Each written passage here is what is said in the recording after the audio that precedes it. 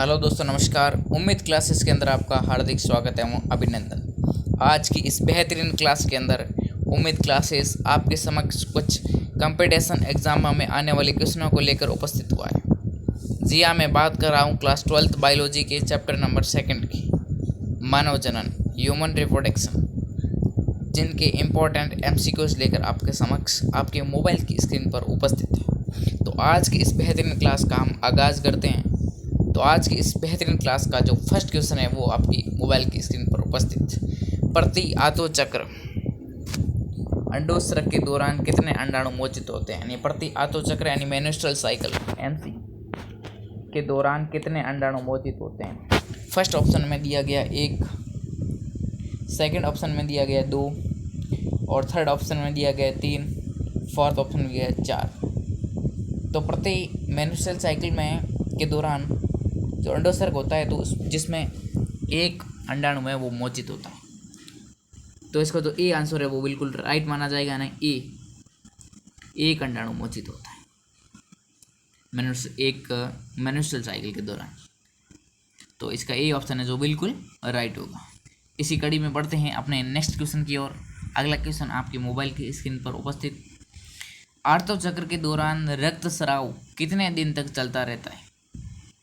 Menstrual cycle के दौरान रक्त स्राव कितने दिन तक चलता रहता है?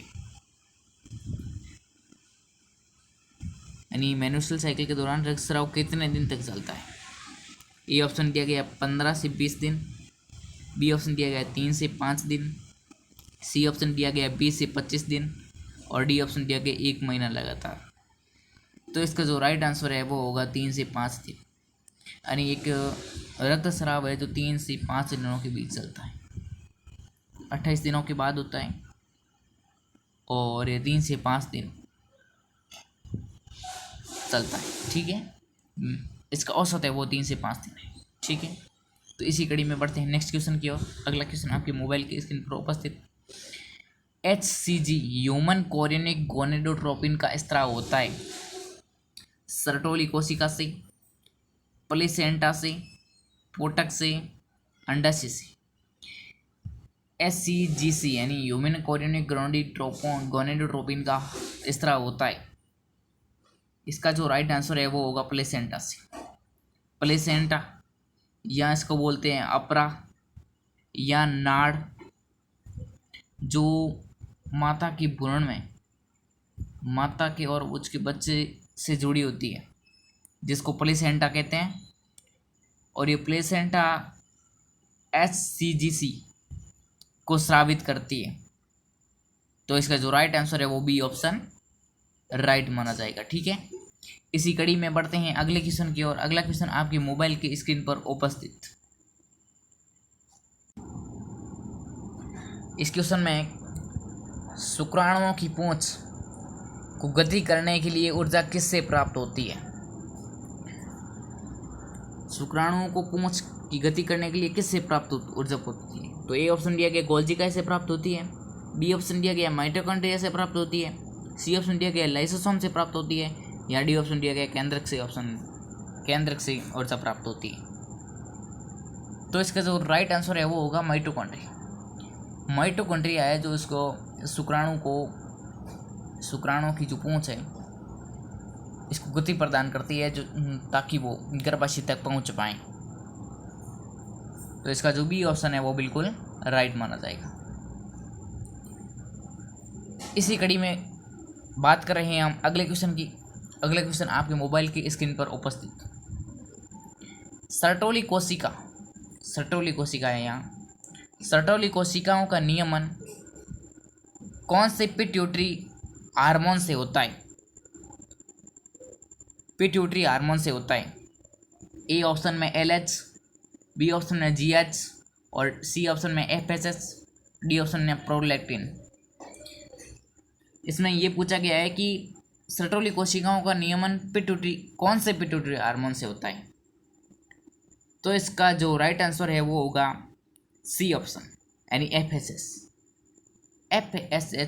यानी पिट्यूटरी हार्मोन है जो सर्टोली कोशिकाओं का नियमन करता है। तो इसका सी आंसर है जो बिल्कुल राइट मानेगा, जिसमें FHH। इसी कड़ी में बढ़ते हैं अपने नेक्स्ट क्वेश्चन की ओर। अगला क्वेश्चन आपके मोबाइल की स्क्रीन पर उपस्थित, बेहतरीन क्वेश्चन। शुक्राणु निर्माण का सही क्रम है, सही क्रम है। ए ऑप्शन दिया गया spermatid, B option spermatid, spermatid से स्पर्मेटोसाइट, और उसके बाद में स्पर्मेटोगोनिया, और उसके बाद में स्पर्मेटोजोआ, स्पर्मेटोजोआ यानी शुक्राणु। बी ऑप्शन दिया गया स्पर्मेटो, सबसे पहले स्पर्मेटोगोनिया, और उसके बाद स्पर्मेटोसाइट, उसके बाद स्पर्मेटोजोआ जो शुक्राणु, और उसके बाद स्पर्मेटिड। और सी ऑप्शन दिया गया स्पर्मेटोगोनिया, उसके बाद स्पर्मेटोजोआ यानी शुक्राणु, और स्पर्मेटोसाइट और स्पर्मेटिड। डी ऑप्शन दिया गया स्पर्मेटोगोनिया, स्पर्मेटोसाइट, स्पर्मेटिड, स्पर्मेटोजोआ, शुक्राणु। तो इसका जो राइट आंसर होगा वो होगा डी ऑप्शन। डी ऑप्शन है जो बिल्कुल राइट होगा। ठीक है, इसमें स्पर्मेटोगोनिया है जो सबसे पहले बनेगा, और उसके बाद स्पर्मेटोसाइट बनेगा, उसके बाद स्पर्मेटिड बनेगा, और उसके बाद शुक्राणु यानी स्पर्मेटोजोआ बनेगा। तो इसका डी ऑप्शन है जो बिल्कुल राइट माना जाएगा। इसी कड़ी में बढ़ते हैं अपने नेक्स्ट क्वेश्चन की ओर। अगला क्वेश्चन आपके मोबाइल के स्क्रीन पर उपस्थित, मानव शरीर में पाया जाने वाला लेडिंग कोशिकाओं से किसका स्त्रावण होता है? बहुत ही बेहतरीन क्वेश्चन है। मानव शरीर से पाए जाने वाले लीडिंग कोशिकाओं से कौन सा स्त्रावण होता है? ए ऑप्शन दिया गया प्रोजेस्टेरॉन, बी ऑप्शन दिया गया आंत्र संश्लेषण, सी ऑप्शन में दिया गया है ग्लूकोकॉन, और डी ऑप्शन में दिया गया है एंड्रोजन। तो इसका जो राइट आंसर है वो होगा एंड्रोजन, यानी डी ऑप्शन है जो बिल्कुल राइट माना जाएगा। यानी डी ऑप्शन से मानव शरीर में जो लीडिंग कोशिका होती है वो एंड्रोजन का स्राव करती है। डी ऑप्शन है जो बिल्कुल राइट माना जाएगा। ठीक है, इसी कड़ी में बढ़ते हैं नेक्स्ट क्वेश्चन की ओर। अगला बेहतरीन क्वेश्चन आपके मोबाइल के स्क्रीन पर उपस्थित, रजोसर्ग तात्कालीन शुरू हो जाना निम्नलिखित में से किसका हार्मोन स्तर कम होने से होता है? रज शक्कर का तत्कालीन शुरू हो जाना निम्नलिखित में से हार्मोन का स्तर कम होने से होता है। कौन से हार्मोन के स्तर कम होने से रजो शक्कर है जो तत्कालीन शुरू हो जाता है? ए ऑप्शन दिया गया एस्ट्रोजन, बी ऑप्शन दिया गया FSH, सी ऑप्शन दिया गया FHRSS, और डी ऑप्शन दिया गया है प्रोजेस्टेरॉन। तो इसका जो राइट आंसर है वो होगा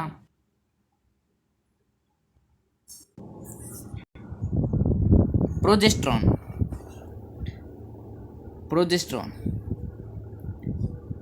प्रोजेस्टेरॉन में रजो चक्र का तात्कालिक शुरू हो जाना, प्रोजेस्टेरॉन के इस हार्मोन है, प्रोजेस्टेरॉन हार्मोन का स्तर कम होने से रजो चक्र है तो तात्कालिक शुरू हो जाता है। तो डी आंसर है जो बिल्कुल राइट माना जाएगा। ठीक है, इसी कड़ी में बढ़ते हैं नेक्स्ट क्वेश्चन की ओर। अगला क्वेश्चन आपके मोबाइल की स्क्रीन पर उपस्थित, सगर्भता को बनाए रखने के लिए अपरा यानी प्लेसेंटा कौन से हार्मोन स्रावित करता है? ए ऑप्शन में HCG HPL progesterone estrogen, B option में HCG HPL estrogen relaxin oxytocin, C option में HCG HPL प्रोजेस्टेरॉन और प्रोलैक्टिन, और डी ऑप्शन में HCG प्रोजेस्टेरॉन एस्ट्रोजन ग्लूकोकॉर्टिकॉइड्स। तो इसका जो राइट आंसर है वो होगा ए ऑप्शन, HCG HPL और प्रोजेस्टेरॉन एस्ट्रोजन। 4 प्रकार के हार्मोन स्रावित करता है HCG HPL और प्रोजेस्टेरॉन एस्ट्रोजन। ठीक है, तो इसके ए आंसर है जो ए ऑप्शन है जो बिल्कुल राइट माना जाएगा। इसी कड़ी में बढ़ते हैं नेक्स्ट क्वेश्चन की ओर। अगला क्वेश्चन आपके मोबाइल की स्क्रीन पर उपस्थित, अंडोत्सर्ग के बाद ग्राफियन पुटिका किस में बदलती है? बहुत ही बेहतरीन क्वेश्चन, कंपटीशन एग्जाम में आने वाला क्वेश्चन है कि अंडोत्सर्ग के बाद जो ग्राफियन पुटिका होती है वो किस किस संरचना में बदलती है या किस में बदलती है? ये ऑप्शन दिया गया है कार्पस एल्बिकेंस, बी ऑप्शन दिया गया है कार्पस ल्यूटियम में बदल जाती है, और सी ऑप्शन में दिया गया है अंडाणु में, और डी ऑप्शन दिया गया प्राथमिक पुटिका में। तो इसका जो राइट आंसर होगा वो होगा कार्पस ल्यूटियम। बी ऑप्शन है जो बिल्कुल राइट माना जाएगा। ठीक है, यानी कार्पस ल्यूटियम है। अंडोत्सर्ग के बाद जो ग्राफियन पुटिका है वो कार्पस ल्यूटियम के अंदर बदलती है। इसी कड़ी में पढ़ते हैं अपने बेहतरीन क्वेश्चन, अगले क्वेश्चन की ओर। प्रसव के समय गर्भाशय में तेज संकोचन उत्पन्न होते हैं। प्रसव, शिशु का निर्माण अर्थात बच्चे के जन्म के समय गर्भाशय में तेज संकोचन उत्पन्न होते हैं। किसके कारण से? रिलैक्सिन से, प्रोलैक्टिन में, ऑक्सीटोसिन से, एलएच से। तो इसका जो राइट आंसर है वो होगा ऑक्सीटोसिन से। सी ऑप्शन है जो बिल्कुल राइट माना जाएगा, ऑक्सीटोसिन से। जो गर्भाशय में प्रसव के समय जो तेज संकोचन होता है वो ऑक्सीटोसिन की वजह से होता है। इसी कड़ी में बढ़ते हैं अपने बेहतरीन क्वेश्चन, अगले क्वेश्चन की ओर। आपके समक्ष उम्मीद क्लासेस बहुत ही बेहतरीन क्वेश्चन ला रहा है। इस क्वेश्चन में एमनियोटिक द्रव्य में विकासशील भ्रूण की कोशिकाओं का विश्लेषण जिस विधि से होता है वो है। एमनियोटिक द्रव्य में विकासशील भ्रूण की कोशिकाओं का विसर्पण जिस विधि से होता है वो है एमटीपी। बी ऑप्शन में सोनोग्राफी, और सी ऑप्शन में एमेनोसाइटोसिस, और डी ऑप्शन में एक्सरे। तो इसका सी ऑप्शन, सॉरी यहाँ पर बी ऑप्शन थोड़ी चेंजेबल है। सी ऑप्शन, यानी सी ऑप्शन है तो बिल्कुल राइट माना जाएगा। यानी एमेनोसाइटोसिस विधि है जिसके कारण विकासशील भ्रूण की कोशिकाओं का विश्लेषण होता है जिसके अंदर पता लगा लिया जाता है कि गर्भाशय के अंदर गुणसूत्रों के आधार पर गर्भाशय के अंदर XY है या XX है, या होने वाली संतान कौन से रोग से विकार उत्पन्न है या नहीं है। तो एमेनोसाइटोसिस है जो एमनियोटिक द्रव्य से कोशिकाओं से विश्लेषण कर लेता है। इसी कड़ी में बढ़ते हैं नेक्स्ट क्वेश्चन की ओर। अगला क्वेश्चन आपके मोबाइल की स्क्रीन पर उपस्थित। सहेली नामक गर्भ निरोधक गोली भारत में कहाँ बनाई गई? बहुत ही अच्छा क्वेश्चन, 12th बोर्ड एग्जाम में पूछे जाने वाले क्वेश्चन है। हैदराबाद CDRI द्वारा, लखनऊ CDI द्वारा, मुंबई द्वारा या नई दिल्ली द्वारा? तो इसका जो राइट आंसर है वो होगा लखनऊ CDI द्वारा। बी ऑप्शन है जो बिल्कुल राइट माना जाएगा। लखनऊ में बनाई गई सहेली नामक गोली जो गर्भ निरोधक गोली है। इसी कड़ी में पढ़ते हैं नेक्स्ट क्वेश्चन की ओर। भारत में सगर्भता चिकित्सीय समापन MTP को मान्यता मिली। बहुत ही अच्छा क्वेश्चन। सगर्भता चिकित्सीय समापन MTP को मान्यता कब मिली? ए ऑप्शन में 1939 में मिली, बी ऑप्शन में 1951 में मिली, और सी ऑप्शन में 1972 में मिली, और डी ऑप्शन में 1971 में मिली। तो इसका जो राइट आंसर है वो होगा 1971। डी ऑप्शन है जो बिल्कुल राइट माना जाएगा। 1971 के अंदर MTP को मान्यता मिली। ठीक है, ऐसी कड़ी में बढ़ते हैं नेक्स्ट क्वेश्चन की ओर। अगला क्वेश्चन आपकी मोबाइल की स्क्रीन पर उपस्थित। आपातकालीन गर्भ निरोधक मैथुन की कितने घंटे भीतर लेनी चाहिए? आपातकालीन यौन उत्पीड़न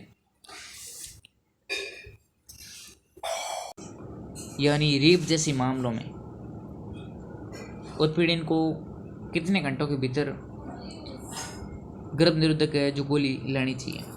72 घंटे के भीतर, या बी ऑप्शन में 92 घंटे के भीतर, सी ऑप्शन में 82 घंटे के भीतर, डी ऑप्शन 100 घंटे के भीतर।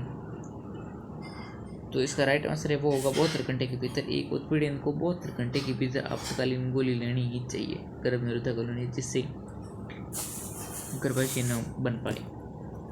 ठीक है, इसी घड़ी में बढ़ते हैं नेक्स्ट क्वेश्चन की ओर। अगला क्वेश्चन आपके मोबाइल की स्क्रीन पर उपस्थित औषधि रहित आयोडीज निम्न में से है। औषधि रहित आयोडीज निम्न में से है कॉपर टी, प्रोजेस्ट्राट, CU और डी ऑप्शन में लिपलेस लूप। तो इसका डी ऑप्शन है जो बिल्कुल राइट माना जाएगा, यानी औषधि रहित आयोडीज लिपलेस लूप, डी ऑप्शन है बिल्कुल राइट माना जाएगा। इसी कड़ी में बढ़ते हैं नेक्स्ट क्वेश्चन की ओर। अगला क्वेश्चन आपके मोबाइल की स्क्रीन पर उपस्थित जनन एवं बाल स्वास्थ्य सेवा कार्यक्रम किस नाम से प्रसिद्ध है। बहुत ही अच्छा क्वेश्चन, कंपटीशन एग्जाम में आने वाला क्वेश्चन है। ए ऑप्शन में SCH, बी ऑप्शन में HCH और सी ऑप्शन में RCH, डी ऑप्शन में FCH। तो इसका जो राइट आंसर है वो होगा RCH है जो बिल्कुल राइट माना जाएगा, यानी a reproductive and child health care programme, RCH जो बिल्कुल राइट माना जाएगा। सी ऑप्शन बिल्कुल राइट माना जाएगा।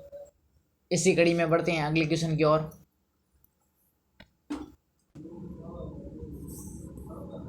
अगला क्वेश्चन है परिवार नियोजन कल्याण की शुरुआत भारत में कब हुई। ए ऑप्शन में 1951, बी ऑप्शन में 1971, सी ऑप्शन में 1961 और डी ऑप्शन में 1941। इसका जो राइट आंसर है वो होगा ए ऑप्शन। सन 1951 के अंदर परिवार नियोजन कल्याण की शुरुआत हुई। सन 1951 के अंदर परिवार नियोजन कल्याण की है वो शुरुआत हुई। Family planning welfare started in India.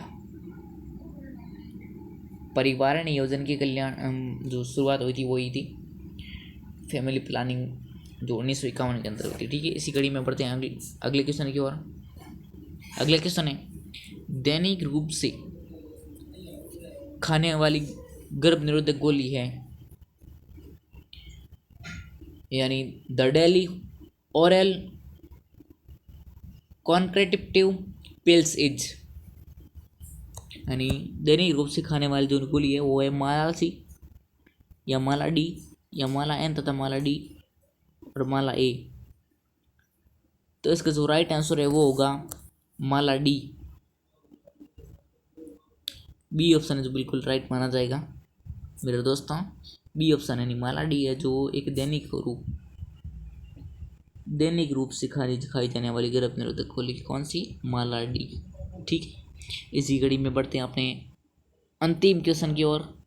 अंतिम क्वेश्चन आपके मोबाइल की स्क्रीन पर उपस्थित निम्न में से किस सहायता से स्त्रियां जो गर्भ धारण नहीं कर सकती में भ्रूण को स्थानांतरित किया जा सकता है। स्थानांतरित, बहुत ही अच्छा क्वेश्चन है। ए ऑप्शन में जिप्ट तथा जिप्ट, बी ऑप्शन में ICSI एवं जिप्ट, सी ऑप्शन में गिफ्ट एवं ICSI और डी ऑप्शन में जिप्ट एवं IUT। तो इसका जो राइट आंसर है वो होगा डी ऑप्शन, जिप्ट एंड IUT। डी ऑप्शन है जो बिल्कुल राइट माना जाएगा। ठीक है, जिप्ट एंड IUT। ठीक है, तो आज की इस बेहतरीन क्लास का यहीं समापन करते हैं। मैं उम्मीद क्लासेस की तरफ से उम्मीद और आशा करता हूं कि आपको ये वीडियो बहुत ही पसंद आया होगा। अगर आपको ये वीडियो पसंद आया है तो एक लाइक ज़रूर बनता है,